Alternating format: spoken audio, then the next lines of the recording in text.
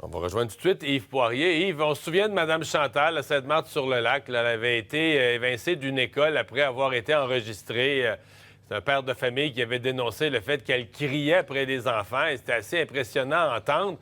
Et s'est trouvé un nouvel emploi à Joliette. Vous avez rencontré des parents de sa nouvelle école? Oui, semble-t-il que Mme Chantal n'a pas réellement changé dans le comportement qu'elle avait autrefois en 2003 à Sainte-Marthe-sur-le-Lac versus son attitude en classe maintenant à Marie-Charlotte, qui est une école primaire ici à Joliette. Elle enseigne, je le rappelle, auprès d'enfants qui ont des limitations, Mario, tant sur le plan affectif que social. Et on vous apprenait hier, effectivement, qu'elle a un nouvel emploi malgré les cris, malgré son attitude et ses propos violents tenus et enregistrés et que Cube Radio avait obtenus à l'époque.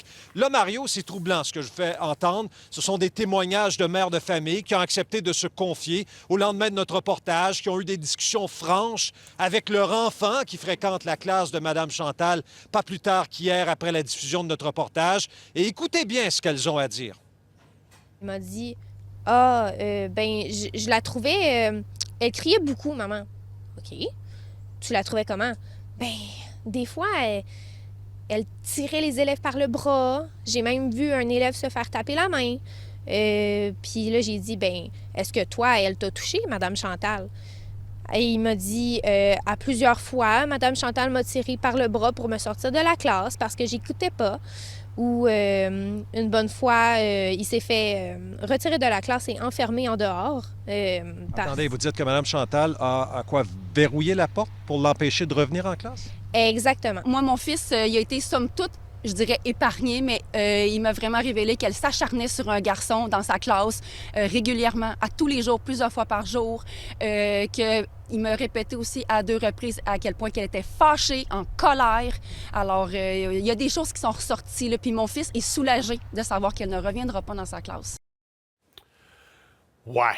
Ce matin, à Cube Radio, Yves, on se posait à haute voix la question. Là, on réfléchissait à haute voix. Est-ce qu'une personne a droit à une deuxième chance? Mais là, je suis tenté, en entendant ça, je suis tenté de dire chasser le naturel, il revient au galop.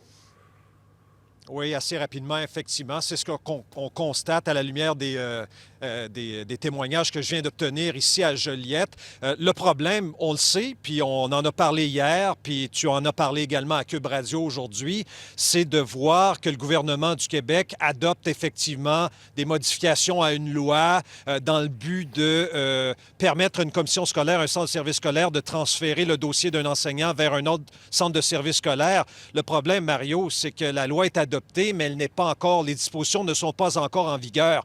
Quand Mme Chantal a postulé l'été dernier au centre de service scolaire des Samars, on a vérifié ses antécédents judiciaires. Elle n'en a pas. Elle a toujours son brevet d'enseignement.